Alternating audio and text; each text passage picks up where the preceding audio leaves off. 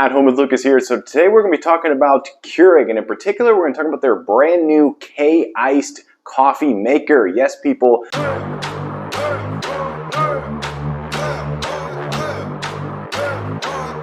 Yeah, tastes like magic. Got to have it.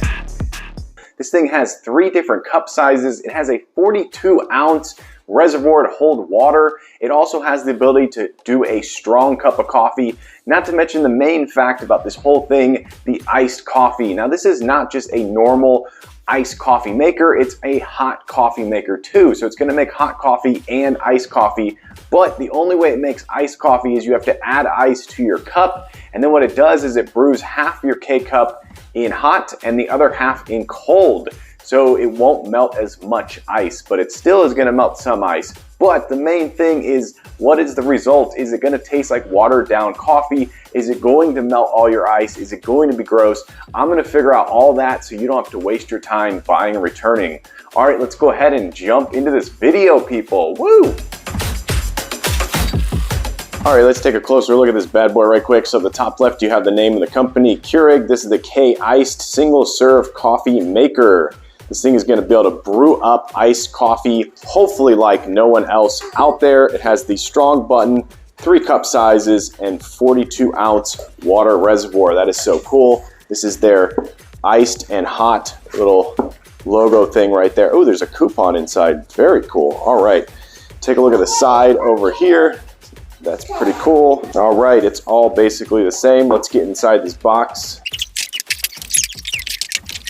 The first thing you see is a little pamphlet full of different things. You got your coupons, I believe, in here, and probably some more how-to instructions inside of there. Oh, there's your $10 off. Okay, I think my boy's gonna unveil it for us. Okay, pull it off, Alden. Pull up, pull, pull. Ta-da! Oh, there we go. Okay, so it's much smaller than I would have thought, and it's actually really lightweight. Not to say that Keurigs are heavy, but this definitely feels lighter weight than my K-Mini that I already have. So definitely take note of that. And just the look of it is definitely slightly different. I like how it's curved right here. My K-Mini is very boxy in this spot right here. All right, let's pull everything off of it.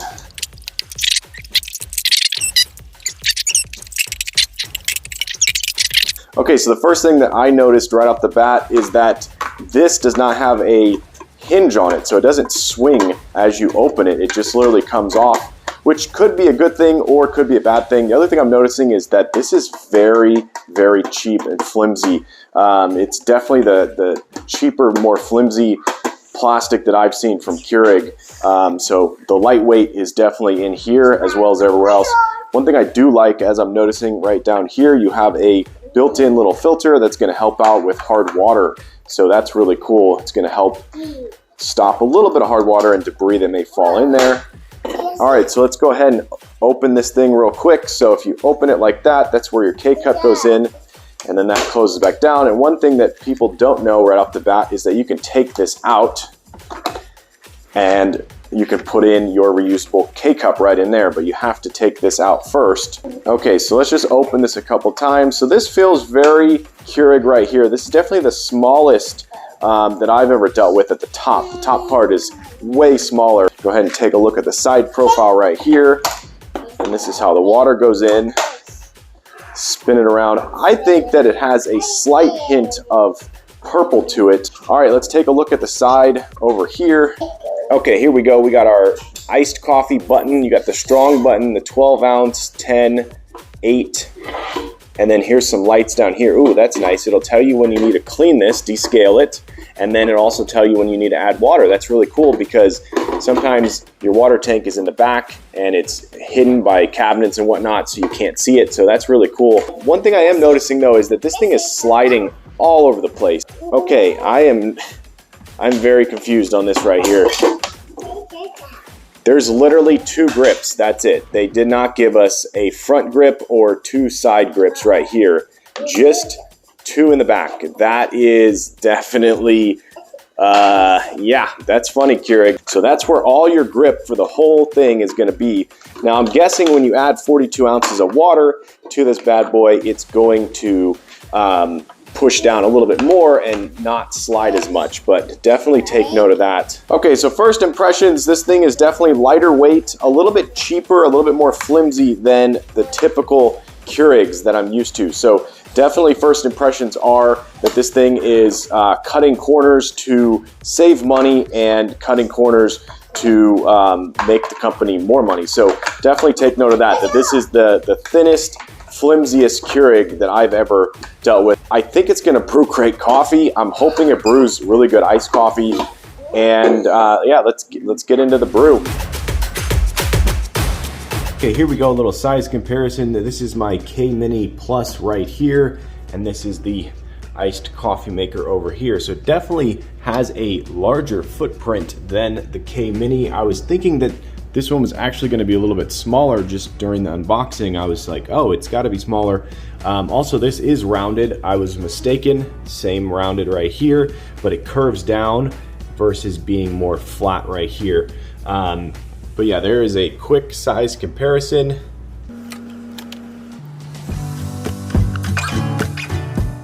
Okay, one thing I didn't notice during the unboxing and hands-on is that there's a little handle right here, which is actually kind of nice. I like that.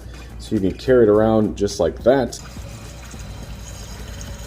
Okay, let's do the maiden voyage. The first grab and walk. It's a little bit awkward, a little bit, just a little bit. You definitely need to give it a good grip. So I would attempt to pick it up first before you start walking because it is definitely a little bit heavy.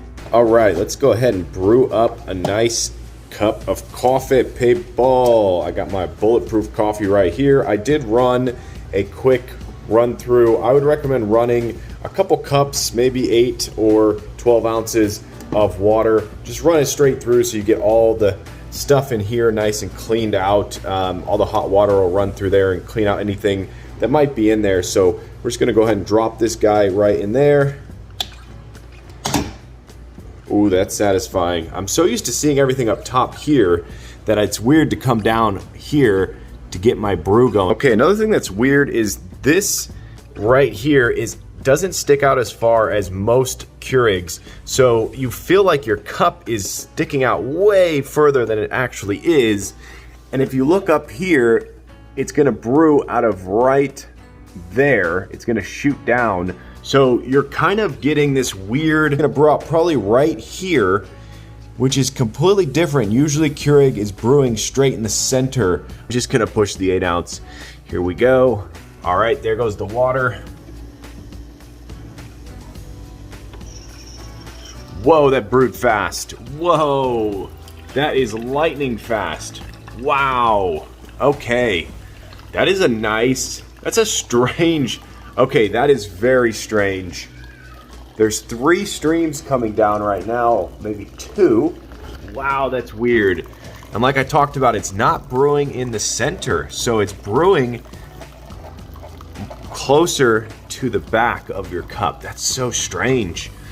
Wow, look at that. Multi-stream right there.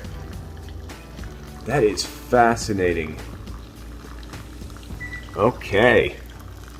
It's so quiet too. This is brewing up very, very quiet. It's getting a little bit watery right there. That stream is definitely getting watery. All right. Okay, this is a fairly large cup, and we already have some splash over. That has never happened to me before. You got dribbles everywhere. This is bananas, people. What is that? That's crazy. Why did it not come down in just one stream? I don't understand that at all.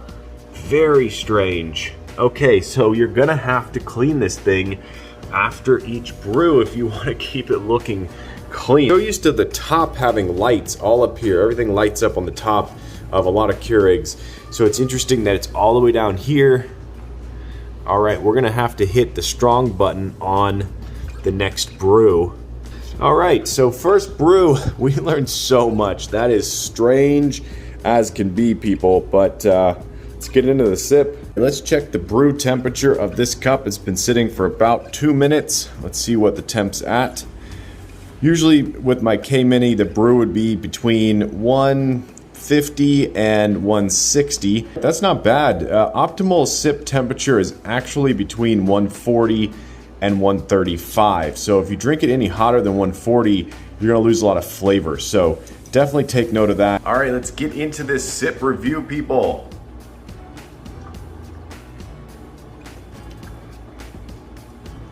Okay, that's not bad. All right, it's a little bit watery because it's 8 fluid ounces, but it definitely has a decent amount of flavor to it, but it's definitely on the mild side. So if you like a mild black cup of coffee, then this is definitely the one to go with. If you're gonna add all your cream and sugar and all that fun stuff to it, then this one is gonna be a little bit watered down.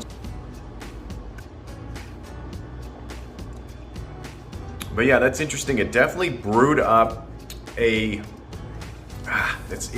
I can't even say it's like a phenomenal cup of coffee. It's just a diner good cup of coffee. So it's not even like something that's gonna blow you away.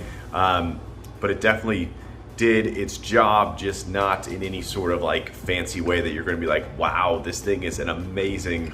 Okay, I'm gonna hit the strong button right here. We're gonna do 8 fluid ounces.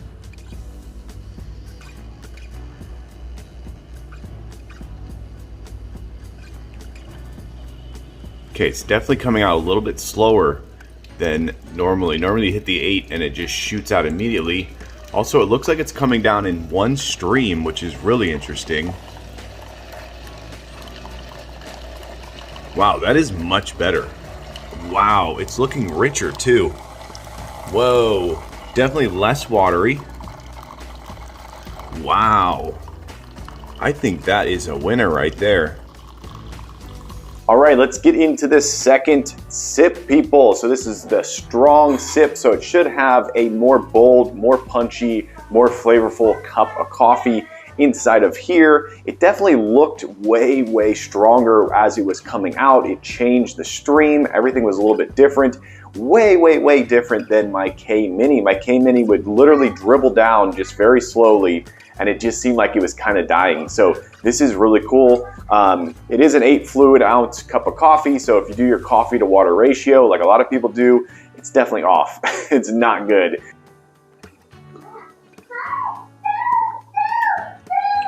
Oh yeah, that is way punchier. That's way, way, way more bold.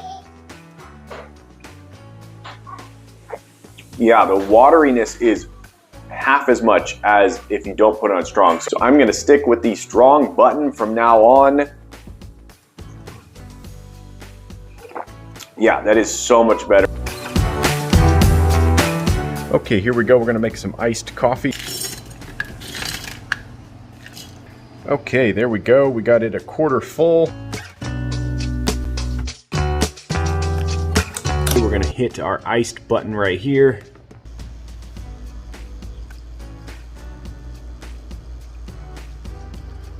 Oh, that is very interesting. It's coming out super slow.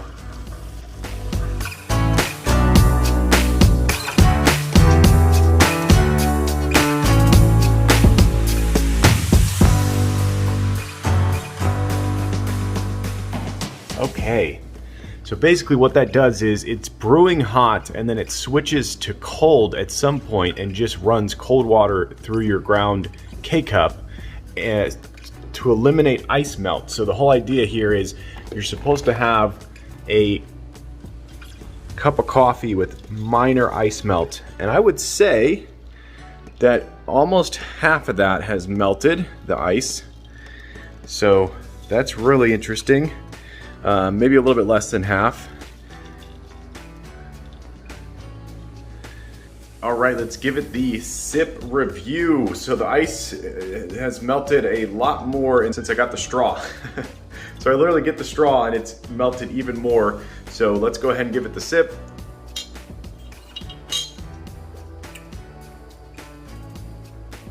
It's not terrible. It's not terrible. It has a very authentic iced coffee taste.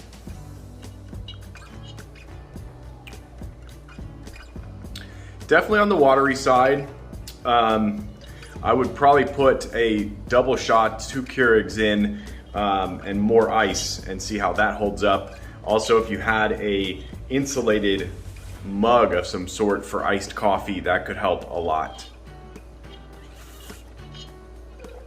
Yeah, the ice is definitely melting though. It's literally like a ticking time bomb. It's just gonna melt and melt and melt and melt and melt. But yeah, it definitely has a sort of authentic iced coffee taste to it, which is good. So if you're interested in iced coffee, I think this is gonna work. It's gonna do the job. My wife definitely has made several iced coffees. She puts cream and sugar and all that fun stuff in it. So she likes to have it real flavorful and sweet and punchy. So she's not gonna taste the wateriness as much as someone like me who drinks black coffee. But this has a hint of like a black tea taste. So if you know what a black iced tea tastes like, that's kind of what this is tasting like right now. So I'm gonna give it a 1 thumb up out of 2 thumbs for the fact that it's a little bit watery.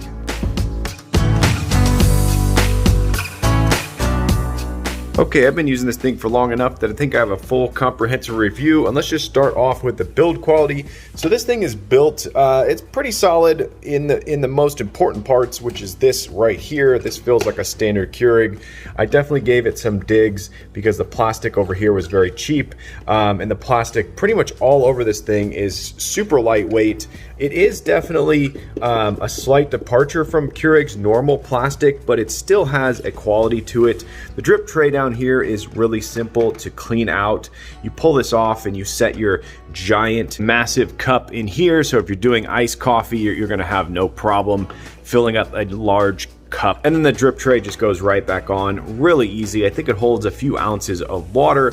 One thing that I wish the Keurig would add is a kill button so you could stop the brewing process and then send the non-brewed water down into the drip tray down here like some of the more expensive machines do, but they don't do that. So if you want to stop your brew process, you have to pull the cup out and swap it with another cup real fast.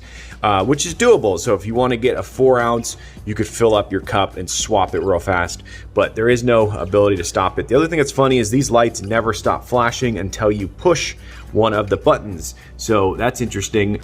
If you're at home and you're going, why are my lights always flashing? That's because they're basically saying, pick one of us.